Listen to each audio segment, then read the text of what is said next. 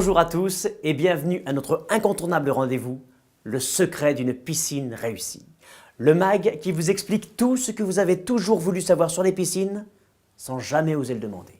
Vous êtes l'heureux propriétaire d'une piscine, vous projetez d'en faire construire une dans votre jardin. C'est à vous que cette émission s'adresse.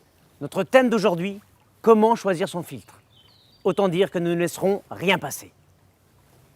On a coutume de mettre l'accent sur la pompe. Mais ne vous y trompez pas, l'élément vital de votre piscine, c'est bien le filtre. La pompe se contente d'acheminer l'eau vers le filtre. Comme son nom l'indique, le filtre sert lui à filtrer l'eau. C'est-à-dire qu'il retient les particules solides présentes dans l'eau en circulation pour en préserver la clarté et la propreté.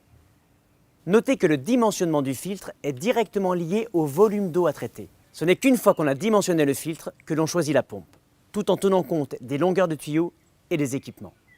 On n'insistera jamais assez sur ce point. L'adéquation filtre-pompe conditionne la bonne marge de votre piscine. Mais revenons au filtre.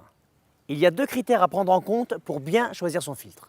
Le premier est la finesse de filtration. Autrement dit, quelle taille de débris le filtre est capable de retenir. Plus la filtration est fine, plus votre eau sera claire et propre. Le second critère est la capacité de rétention, c'est-à-dire quelle quantité de débris le filtre peut contenir. Attention, c'est cette capacité qui détermine la fréquence à laquelle vous devrez nettoyer le filtre. Autant réduire cette contrainte à son minimum. En théorie donc, choisir son filtre, c'est simple. Mais dans les faits, c'est un peu plus complexe qu'il n'y paraît. Et pourquoi, me direz-vous? Eh bien tout simplement parce qu'il n'y a pas une seule, mais plusieurs sortes de filtres répartis principalement en 4 grandes familles. Revue de détail. Tout d'abord, le filtre à sable, c'est le plus répandu. L'eau passe à travers un lit de sable qui retient les particules en suspension. Le sable utilisé est un sable spécial filtration que vous pouvez vous procurer chez votre piscinier. Cependant, on peut utiliser d'autres médiums filtrants, tels la zéolite ou le verre pilé. La finesse de filtration des filtres à sable, entre 40 et 50 microns, n'est pas exceptionnelle, mais on peut l'améliorer en ajoutant des produits chimiques comme les flocculants. Les flocculants sont contenus dans une chaussette que l'on met dans le skimmer. Les microparticules de saleté que le filtre ne pourrait pas retenir sont agglomérées par le flocculant pour former une masse plus importante. Le filtre n'a alors aucune difficulté à les retenir. Au final, c'est comme si on augmentait la finesse de filtration. Attention, les flocculants ne doivent être utilisés qu'avec les filtres à sable. Avec toute autre technique de filtration, ils colmateraient rapidement le filtre. Intéressons-nous maintenant à l'entretien des filtres à sable.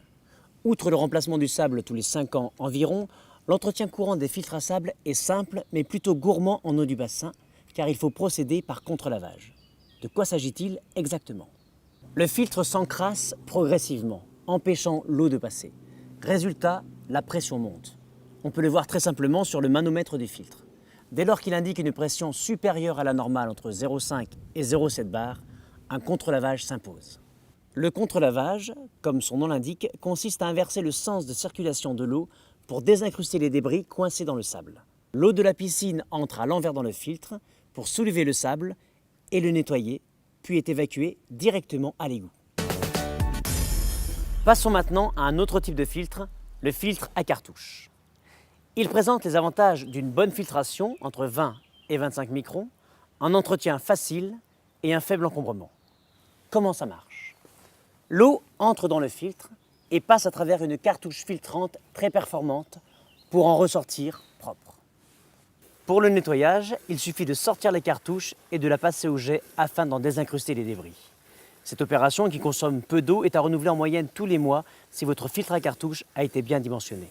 En fin de saison, procédez à un nettoyage en profondeur à l'aide d'un détergent spécial cartouche, sachant que tous les 3 ou 4 ans, vous devrez la remplacer.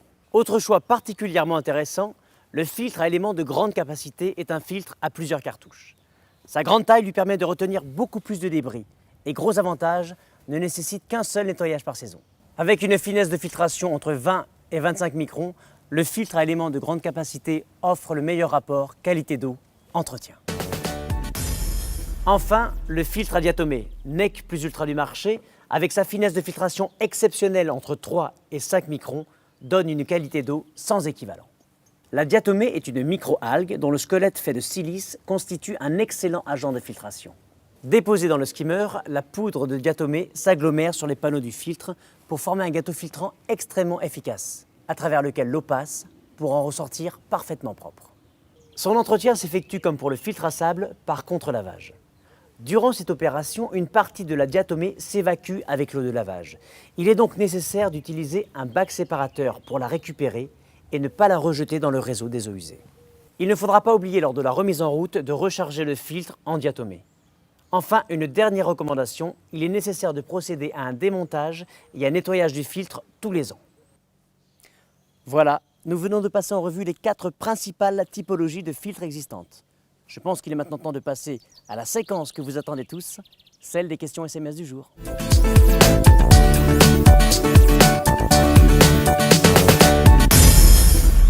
Au nombre de SMS reçus, il est clair que la question des filtres vous passionne.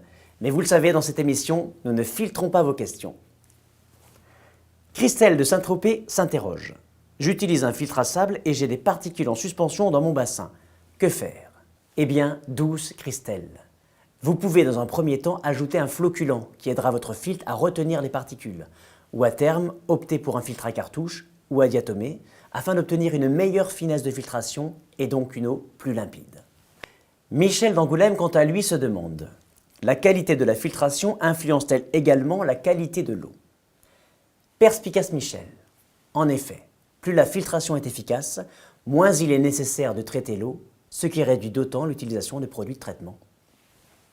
Marcel de Montélimar entend faire les choses bien.